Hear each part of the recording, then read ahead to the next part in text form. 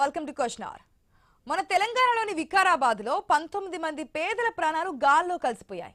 ఇప్పుడు ఏపీలో 15 మంది ప్రాణాల్లో మంటల్లో కాలిపోయాయి. ఈ రెండు ప్రమాదాలకు కారణం నిబంధనలకు విరుద్ధంగా నడుస్తున్న టిప్పర్లే కావడం రెండు రాష్ట్రాల అధికార యంత్రాంగాలు నిర్లక్ష్యం కొట్టొచ్చినట్లుగా కనిపిస్తుంది అంటున్నారు విశ్లేషకులు. ఆర్టీ అధికారులు ఏం చేస్తున్నారు? వాహనాల నిబంధనలకు విరుద్ధంగా నడుస్తున్నా పట్టించుకోరా? జనం ప్రాణాలంటే లెక్కే లేదే? రోడ్లపై అధికారులు మామూలు మత్తులో జోగుతున్నారా? చలాన్లు వేయడమే డ్యూటీలుగా మారాయా అంటే అవుననే సమాధానమే వినిపిస్తూ వస్తోంది. ఎందుకంటే ఎక్కడ కూడా ఎలాంటి నివారణ చర్యలు తీసుకోలేదనేది పచ్చి నిజమంటున్నారు జనం. తెలంగాణలో ఆర్టీసీ బస్సును ఓవర్ స్పీడ్ తో వెళ్తున్న టిప్పర్ ఢీకొని కంకర్ మీద పడడంతోనే ప్రమాదం జరిగిందన్నది ఆర్టీ అధికారుల విచారణలో తేలింది. ఆ ప్రమాదం జరిగిన తర్వాతనైనా తెలుగు రాష్ట్రాల్లోని అధికారులు ఏం చేస్తున్నారు అంటే ఏమీ చెయ్యలేదనే సమాధానం వస్తోంది సగటు మనిషి నుంచి. ఇప్పుడు అదే నిజమని చెప్పింది ఏపీలోని మార్కాపురం బస్సు ప్రమాదం. అక్కడ కూడా ట్రావెల్స్ బస్సును టిప్పర్ ఢీ కొట్టడం వల్లే ఈ మంటలు చెలరేగాయి. నిద్రలోనే జీవితాలు గాల్లో కలిసిపోయాయి. నేషనల్ హైవేలపై డెత్ జర్నీగా మారిందా? ప్రయాణం అంటే ప్రాణాలకు గ్యారంటీ లేకుండా పోయిందా? సామాన్యుల ప్రయాణాలంటే లెక్కే లేదా? ప్రమాదాల నుంచి గుణపాఠాలు నేర్చుకోవడం లేదా? టిప్పర్లను కట్టడి చేయాల్సింది ఎవరు? ట్రావెల్స్ నిర్వహణపై పర్యవేక్షణ ఉండడం లేదా? బస్సుల వివరాలు అధికారుల దగ్గర ఉండడం లేదా? ఆర్టీ అధికారులు ఎందుకు ఈ నిర్లక్ష్యం? ఉన్నతాధికారులు రవాణా శాఖను పట్టించుకోవడం లేదా? రోడ్లపై జనం చావాల్సిందేనా అనే ప్రశ్నలు అయితే ఇప్పుడు సగటు మనిషిని ఆందోళన కలిగిస్తున్నటువంటి అంశం.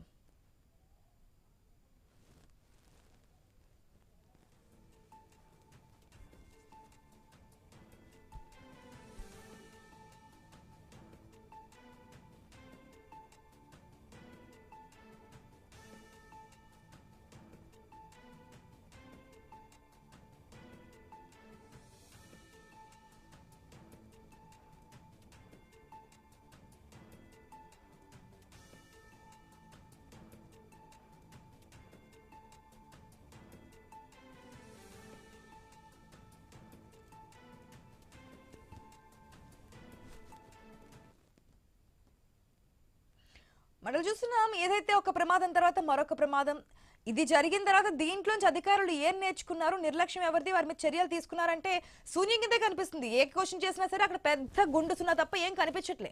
అధికారులు చలనం వస్తుందా? ఏదైతే ప్రమాదం జరిగిన తర్వాత ఆ ప్రమాదాన్ని మరొకసారి జరగకుండా నివారణ ఎట్లా చేయాలి? గతంలో టిప్పరే, ఈసారి టిప్పరే. అప్పుడు చూస్తే కానీ కంకర మొత్తం కూడా బస్సులో పడిపోయింది. కనీసం బస్సులో ఉన్నటువంటి ప్రయాణికులు లేవలేని సిచ్యువేషన్ లో అట్లా ఉండి చనిపోయినటువంటి సందర్భాలు కనిపించాయి, మంటల్లో కాలిపోయి. ఇప్పుడు కూడా సేమ్ సిచ్యువేషన్, కాకపోతే ఇక్కడ కంకర అనేది రోడ్డు మీద పడింది, అక్కడ బస్సు లోపల పడింది. ప్రమాదం రెండు ఒకటి కిందే కనిపిస్తుంది, మంటల్లో కాలిపోయినటువంటి సందర్భాలే కనిపిస్తున్నాయి. మరి ఎందుకు అధికార యంత్రాంగం ఎందుకు చర్యలు తీసుకోవట్లేదు, ఈ లోపాన్ని ఎందుకు సరిచేయట్లేదు అనే దానికి సంబంధించి పూర్తి విశ్లేషణ అందించడానికి న్యూస్ రూమ్ నుంచి మా కొలీగ్ సుధా సిద్ధంగా ఉన్నారు. Over to you Sudha. Right ASHA, thank you. ఇటు అభివృద్ధి కోసం అంటూ రోడ్ల మీదకి వచ్చిన ఈ టిప్పర్లు ప్రజల పాలిట మృత్యుశాపంగా మారుతుంది అని చెప్పాలి. ఎందుకంటే మొన్న వికారాబాద్ లో జరిగిన ఈ యాక్సిడెంట్, టిప్పర్ యాక్సిడెంట్ మూలకంగా కూడా 19 మంది చనిపోతే, ఈ రోజు మార్కాపురంలో జరిగిన ఈ టిప్పర్ యాక్సిడెంట్ వల్ల 14 మంది మరణించారు. ఓవరాల్ గా చూసుకుంటే ఈ టిప్పర్లు అనేవి అసలు ఎటువంటి లైసెన్స్లకి అనుగుణంగా నడుస్తూ ఉన్నాయి, వాటికి ఎటువంటి ఫిట్నెస్ సర్టిఫికేట్స్ ఏ విధంగా ఉన్నాయి, ప్రతిసారి ఒక యాక్సిడెంట్ ఏదైనా జరిగిన తర్వాత ప్రభుత్వాలు వెంటనే మేము విచారణ చేపడుతున్నాం, చర్యలు చేపడుతున్నాం అని చెప్పడం వరకే కానీ ఆ ప్రమాదం ఏ విధంగా జరిగిందనేది ఒక క్లారిటీ ఇన్ఫర్మేషన్ వచ్చిన తర్వాత దాన్ని కట్టడి చేయడానికి ఎటువంటి చర్యలు తీసుకోవడం లేదనే విషయం ఇప్పుడు మనకి జరిగిన ఈ సిచ్యువేషన్ ద్వారా తెలుస్తుంది. ఎందుకంటే గతంలో వికారాబాద్ లో జరిగిన ప్రమాదానికి సంబంధించి కూడా క్లియర్ గా విచారణ చెప్పింది ఏంటంటే అది ఓవర్లోడ్ తో వెళ్తున్న టిప్పర్ ఢీకొనడం వల్ల ఆ కంకర్ అనేది బస్ మీద పడి ప్రమాదానికి గురైందంటూ కూడా చెప్పారు. అయినా సరే వెంటనే అప్పటికప్పుడు మాత్రం ఏవో చర్యలు తీసుకున్నారు, తూతు మంత్రంగానే సాగాయి. కానీ ఇప్పటికి మాత్రం కూడా అది క్లియర్ గా ప్రజల ముందు ప్రజల్ని రక్షించే విధంగా అయితే ఇటువంటి చర్యలు అయితే లేకపోవడం అనేది కనిపిస్తుంది. గవర్నమెంట్ వాళ్ళు కేవలం ఇటు పనులు కట్టించుకోవడానికి, రవాణా శాఖ పనులు కట్టించుకోవడానికి మాత్రమే కాదు, ఇటు టిప్పర్లకి సంబంధించి అసలైన ఫిట్నెస్ సర్టిఫికేట్స్ ఉన్నాయా, ఏ విధంగా నడుస్తున్నాయి, వాటన్నిటికీ కావాల్సిన అనుమతులన్నీ ఉన్నాయా అనేది కూడా ప్రతి దగ్గర కూడా చెక్ చేసుకోవాల్సిన అవసరం ఉంది. ఎందుకంటే ఇటు క్వారీ నుంచి వస్తున్న ప్రతి వెహికల్ కూడా మనం చూసుకున్నట్లయితే ఓవర్లోడ్ తో వస్తున్నాయి, అదేవిధంగా అధిక స్పీడ్ తో వెళ్తున్నాయి. ఎందుకంటే ఓవర్లోడ్ ఉన్న వెహికల్స్ కి సంబంధించి ఒక మినిమం స్పీడ్ అనేది ఉంటుంది. ఆ స్పీడ్ ని అధిగమించినట్లయితే అసలు ఎటువంటి చర్యలు తీసుకోవాలి, ఎటువంటి నిబంధనలు ఉన్నాయి, ఇలాంటి విషయాలన్నీ కూడా మనం తెలుసుకుందాం. ఇప్పుడు మనతో పాటు మాట్లాడడానికి retired additional transport commissioner CLN Gandhi గారు మనతో పాటు అందుబాటులో ఉన్నారు. గాంధీ గారు నమస్కారం అండి.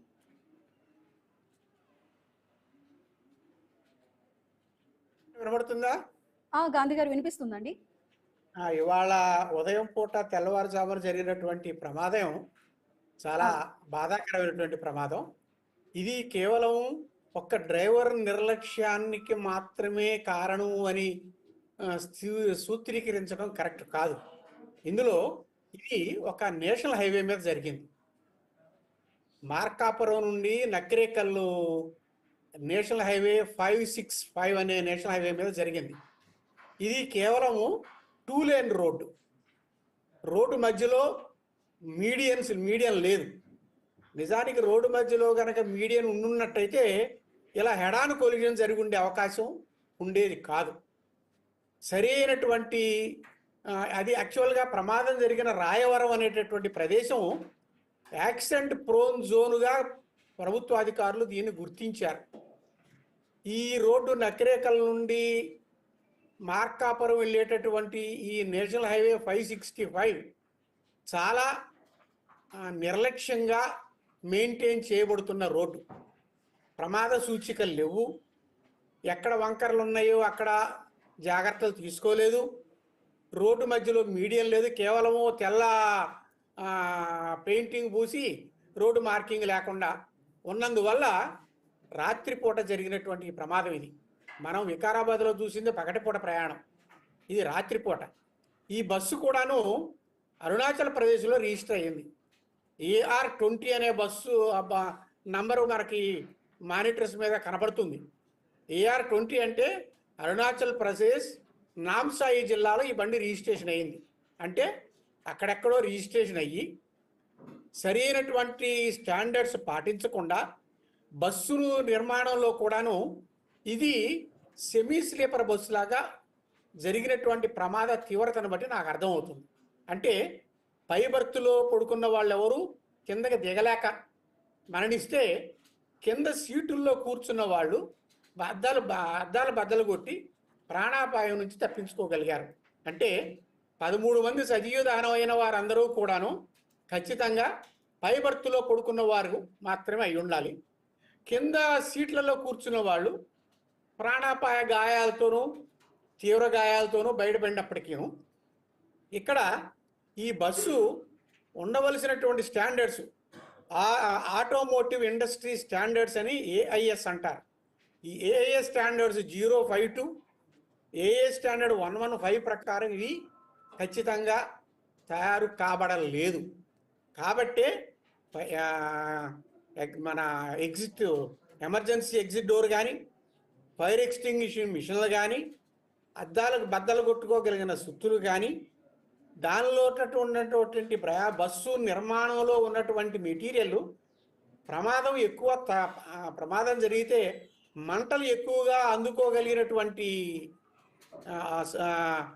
ప్రమాదం ఉన్నటువంటి రకాల వస్తువులు వాడినందువల్ల తరువాత ఇందాక చెప్పాను నేను రోడ్డు ఇంజనీరింగ్ దీనిలో ఒక ముఖ్యమైన కారణం.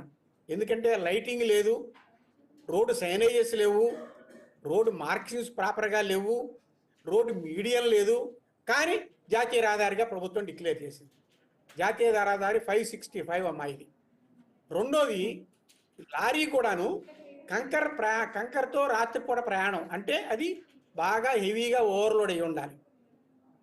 ఇదేమో అటు నెల్లూరు సైడ్ ఒంగోలు సైడ్ నుంచి వస్తుంది, బస్సు ఇటు నకిరేకల్ సైడ్ నుంచి పోతుంది. ఈ బస్సు కూడాను ఎర్రగొండపాలెంలో రిపేర్ చేయించుకున్నారనే వార్తలు వస్తున్నాయి. అది ఎంతవరకు నిజమో మనకు తెలియదు. ఏది జరిగినా కానీ రోడ్డు ప్రమాదంలో డ్రైవర్ యొక్క నిర్లక్ష్యం ఉందనేది వాస్తవం అయినప్పటికీను ఈ నిర్లక్ష్యంగా అతను డ్రైవ్ చేయగలిగేటటువంటి పరిస్థితులు అంటే రోడ్ ఇంజనీరింగ్ ఇందులో ప్రాథమిక లోపం. రెండో లోపం బస్సు యొక్క మెయింటెనెన్స్. ఎక్కడో అరుణాచల్ ప్రదేశ్లో రిజిస్టర్ అయ్యి సెమీ స్లీపర్ బస్సుగా రిజిస్టర్ అయ్యి ఇక్కడ తగినటువంటి జాగ్రత్తలు తీసుకోకుండా అది ఇక్కడ తిరుగుతుంది అంటే ఇక్కడ రవాణా శాఖ అధికారులు ఏం చేస్తున్నారు? తెలంగాణ రవాణా శాఖ అధికారులు, ఆంధ్రప్రదేశ్ రవాణా శాఖ అధికారులు ఈ బస్సుల్ని ఇన్స్పెక్షన్ చేయరా? ఎక్కడో నిర్మల్లో ప్యాసింజర్లు ఎక్కించుకుని వింజమూరు దాకా అంటే ఒంగోలు జిల్లానో నెల్లూరు జిల్లాలో ఉన్నటువంటి ప్రదేశానికి తీసుకెడుతుంటే ఆదమరిచి నిద్రపోతున్న ప్రయాణికుల రక్షణకి చట్టం ఏం జాగ్రత్తలు తీసుకుంటుంది అనేది కూడా ముఖ్యం. డ్రైవర్ యొక్క నిర్లక్ష్యం వల్ల ప్రమాదం జరగటం అనేది వాస్తవం అయినప్పటికీను రోడ్ ఇంజనీరింగ్లో ప్రమాదం ఉన్నటువంటి లోపాలను ఎవరు సమాధానం చెప్పాలి? ప్రభుత్వమే కదా సమాధానాలు చెప్పవలసింది. మరి అది నేషనల్ హైవేగా డిక్లేర్ చేసినప్పుడు దానికి తగిన ప్రామాణికత ఆ రోడ్డు మీద ఉండవలసిందా లేదా? రోడ్లో మీడియం లేదు, ఒక ఆపోజిట్ వెహికల్స్ పోవటానికి మాత్రమే ఉన్నటువంటి 2 లేన్ రోడ్ అది. కొంచెం అజాగ్రత్తగా స్టీరింగ్ అజాగ్రత్తగా ఉన్నప్పటికీ డైరెక్ట్గా జరిగేది. రాత్రిపూట లైట్లు లేవు, సైనేజ్ లేదు, సిగ్నల్స్ లేవు, ఏదో బండిలో డీజిల్ ఉంది, బండి పోతుంది అనేటటువంటి నిర్లక్ష్య ధోరణితో పోవటం. ఇంత ఇంపాక్ట్ జరిగింది అంటే లారీ ఎక్కువ ఓవర్లోడ్తో ఉండాలి. బస్సును డైరెక్ట్గా గుద్దేసరికి డీజిల్ ట్యాంక్ తగులుకొని మంటలు చెలరేగినాయి. అంటే పైన పడుకున్నటువంటి ప్రయాణికులు కిందకి దిగి ప్రాణాలు రక్షించుకోగలిగిన అవకాశం కూడా లేదు. కింద కూర్చున్న వాళ్ళు వరకు మాత్రం కొంతవరకు గద్దాల బద్దలు ఎలా బద్దలు కొట్టారనేది వేరే విషయమైనప్పటికీను అద్దాల బద్దలు కొట్టుకుని బయటికి రాగటం, ఎమర్జెన్సీ ఎగ్జిట్ లేదనేది వాస్తవం.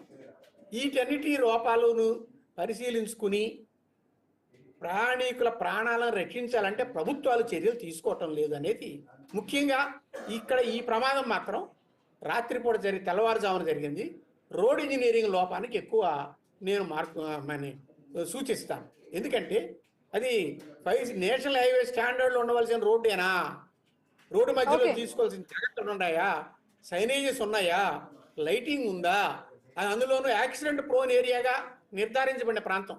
మరి అలాంటప్పుడు ఎక్కువ తీసుకోవాల్సిన అవసరం ఉంది కదా. గాంధీ గారు, మళ్ళీ మీ దగ్గరకు వస్తానండి. అయితే ఇక్కడ మార్కాపురంలో జరిగిన బస్సు యాక్సిడెంట్ కి సంబంధించి మరిన్ని అప్డేట్స్ అందించడానికి మా ప్రతినిధి రత్నకుమార్ అయితే సిద్ధంగా ఉన్నారు లైవ్ లో. రత్నకుమార్, చెప్పండి, ఇప్పుడు జరిగిన ఈ టిప్పర్ యాక్సిడెంట్ కి సంబంధించి ఇటు టిప్పర్ కూడా అధిక లోడ్ తో వెళ్తుంది, అదే విధంగా ఫేక్ బిల్లులతో నడుస్తుందని ఇన్ఫర్మేషన్ అయితే అందింది. మరి దీనికి సంబంధించి అసలు రవాణా శాఖ అధికారులు ఏం చెప్తున్నారు? ఇదంతా క్లియర్ గా ఆర్టీఓ అధికారులు నిర్లక్ష్యంగానే భావించవచ్చా?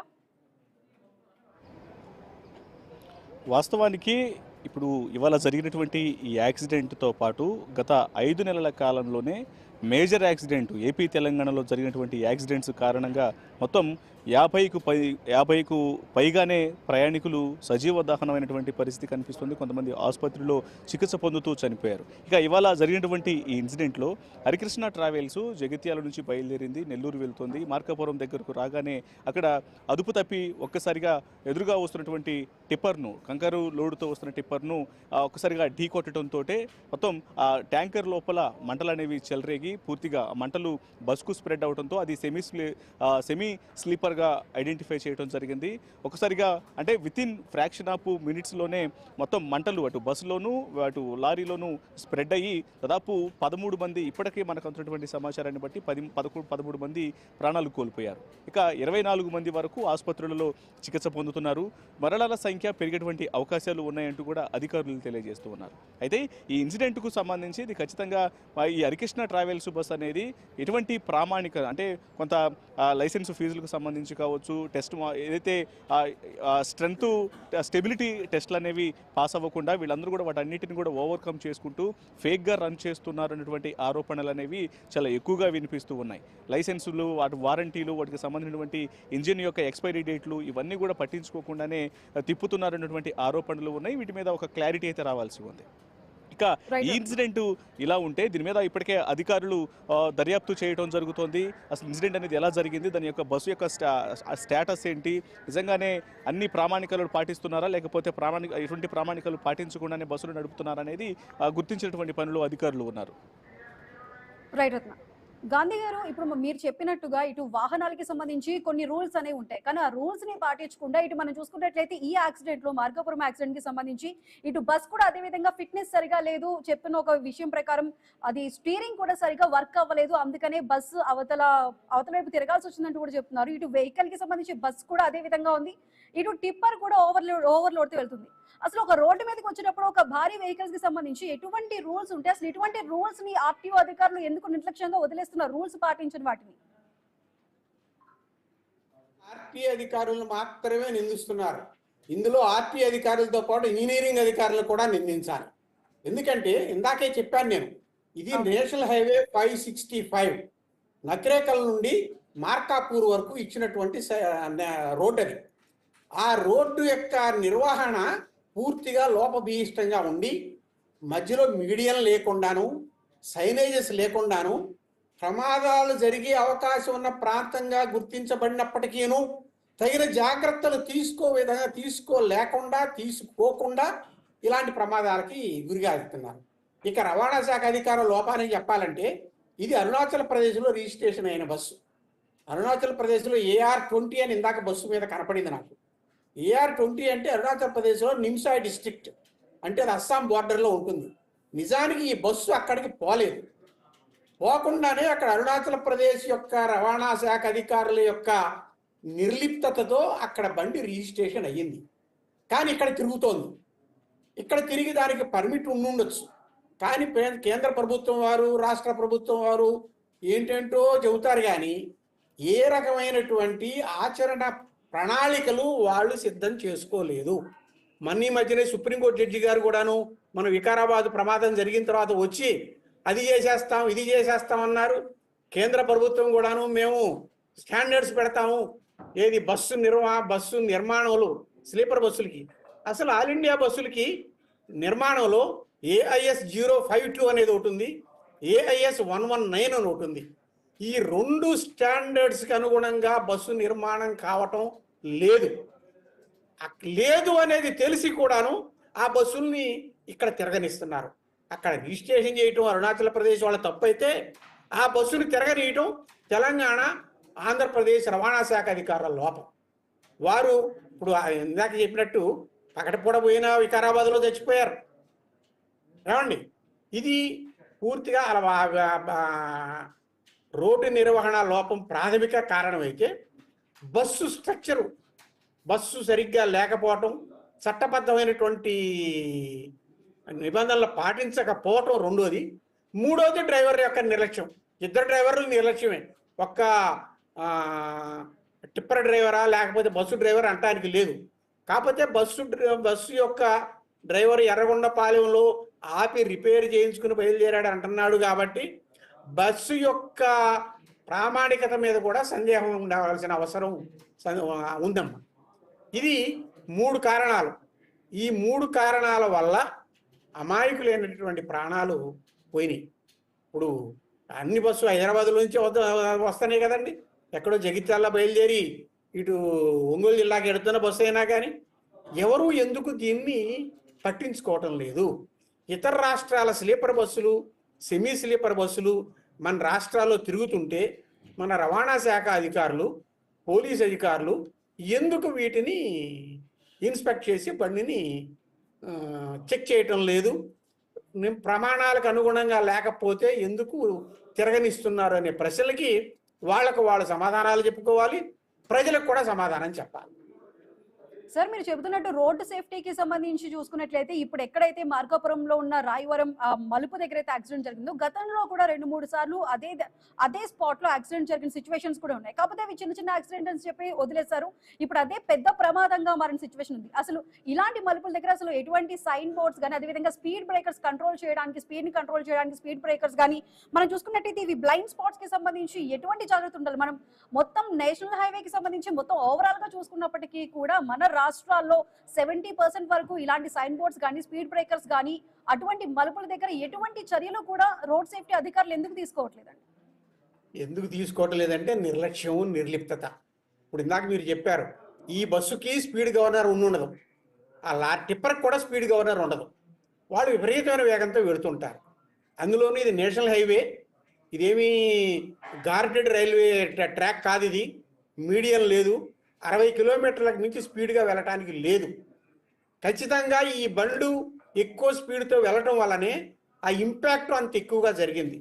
అతివేగంతో నడపటం, అతివేగంగా నడుపుతున్న నివారించలేని స్పీడ్ గవర్నర్లని మరి చెప్పకపోవటం, ఇవన్నీ కూడాను మరి కారణాలుగా చెప్పాలమ్మా.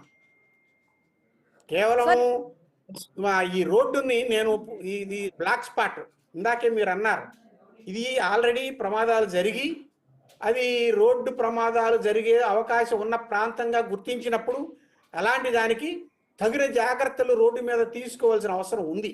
రోడ్డు మీడియాన్ని ఏర్పాటు చేయడం, రోడ్డుకి సిగ్నల్స్ ఏర్పాటు చేయటం, ప్రాపర్ లైటింగ్ ఏర్పాటు చేయటం, ఈ 3 లేని రాత్రి పరిస్థితుల్లో ఈ ప్రమాదం జరిగింది. కాబట్టి దీనికి ఇంజనీరింగ్ అధికారులు కూడాను సమానమైన బాధ్యత వహించవలసిందేననేది నేను ఘంటాపథంగా చెప్పగలను. సార్ యాక్చువల్లీ మనకున్న గైడ్లైన్స్ ప్రకారం ఇటు బస్సెస్ కానీ ప్రైవేట్ ట్రావెల్స్ హెవీ బస్సెస్ కానీ లేదు అంటే టిప్పర్లకి సంబంధించి కానీ ఇటు స్పీడ్ గవర్నెన్స్ కానీ అదేవిధంగా బాడీ ఫిట్నెస్ కి సంబంధించి కానీ లేదంటే ఇటువైపు టిప్పర్లకి ఓవర్లోడ్ కి సంబంధించి కానీ ఇవన్నీ చెకింగ్ కి సంబంధించి అసలు రెగ్యులర్ గా ఎన్నిసార్లు చేయాల్సి ఉంటుంది సార్? ఎన్నిసార్లు ఏంటమ్మా, బండి రోడ్డు మీద ఉన్నంత వరకు బండి యజమాని బండిని కండిషన్లో ఉంచవలసిన బాధ్యత బండి యజమానిది. అది హరికృష్ణ ట్రావెల్స్ అవనండి, టిప్పర్ ఓనర్ ఇవ్వండి, వాళ్ళ ఆస్తితో వాళ్ళు వ్యాపారం చేసుకుంటున్నారు. వ్యాపారం చేసుకుంటున్నప్పుడు ఆ బండికి సరైనటువంటి అనుమతులు ఉన్నాయా లేవా, బండికి స్పీడ్ గవర్నర్ ఉందా లేదా, పెట్టుకునే డ్రైవర్ సరిగ్గా డ్రైవింగ్ చేస్తున్నాడా లేదా, అతగాడికి వేరే రకమైనటువంటి వికారాలు ఏమీ లేవు కదా, ఇవన్నీ జాగ్రత్తలు తీసుకోవాల్సింది ఆర్టీఏ బండి యజమాని. అయితే ఇతనికి చట్టపరమైనటువంటి అనుమతులు ఉన్నాయా లేవా రవాణా శాఖ అధికారులు చూస్తారు. కానీ ప్రతిరోజు రవాణా శాఖ అధికారులు చూడాలనేది కూడాను ప్రాక్టికల్గా జరిగేది కాదు. కానీ ఈ ప్రమాదం జరిగినప్పుడు ఖచ్చితంగా మన లోపాలని మనం సరిదిద్దుకోగలిగిన సమయం ఇలా ఎన్ని ప్రమాదాలు జరుగుతాయండి. పార్టీలు ప్రాణాలు కోల్పోతున్నారు, అమాయకులైన ప్రజలు ప్రాణాలు కోల్పోతున్నారు. ఇది ఎవరికి పుట్టిన బిడ్డరా వెక్కి వెక్కి ఏడ్చినట్టు అని ఇంజనీరింగ్ అధికారులు అబ్బే మాది కాదు బస్సు ఆడిది లోపం అంటారు. రవాణా శాఖ అధికారులు అబ్బాయి మా దగ్గర రిజిస్ట్రేషన్ కాలేదు, ఎక్కడో అరుణాచల్ ప్రదేశ్లో అయింది, అక్కడ పర్మిట్ తీసుకున్నారు, అక్కడ పర్మిట్ తీసుకుని ఇక్కడ తిరగటానికి చట్టం పర్మిట్ చేస్తుంది కదా, నేనేం చేస్తాను అంటారు. మరి స్పీడ్ గవర్నర్లు మరి తనిఖీ చేయాలి కదా అంటే అబ్బాయి అక్కడ అరుణాచల్ ప్రదేశ్లో చూస్తారు, అక్కడ కదా ఫిట్నెస్ చేసేది, మేము అక్కడ చూస్తూ ఉంటాం. అంటే ఎవరికి వాళ్ళు వారి బాధ్యతని తప్పించుకుని ప్రజల ప్రాణాలని బలిపెట్టేస్తున్నారు.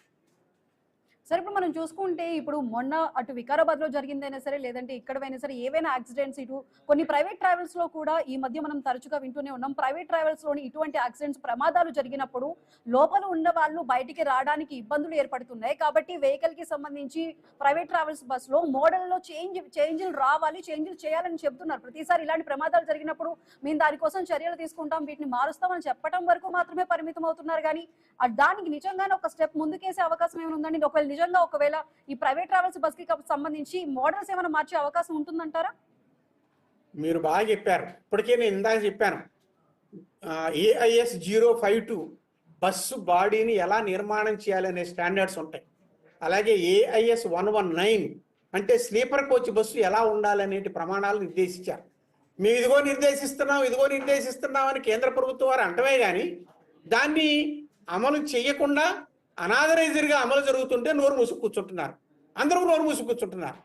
మరి ప్రమాణాలు స్థిరీకరించబడినప్పటికీ కూడాను ఆ ప్రమాణాలు పాటించకుండా ఆ వాహనాలని బండి యజమాని స్వార్థం కొద్దీ మరి తయారు చేస్తూ రాజీ పడుతూ తన ఖర్చు తగ్గించుకోవడం కోసం వ్యాపారం పెంచుకోవడం కోసం చేస్తుంటే మరి ఆ అధికారులు నిమ్మకి నీరెత్తినట్టుగా ఉంటే మనం ఇలా ప్రజల ప్రాణాలు కోల్పోవడమే చూస్తూ ఉంటాం.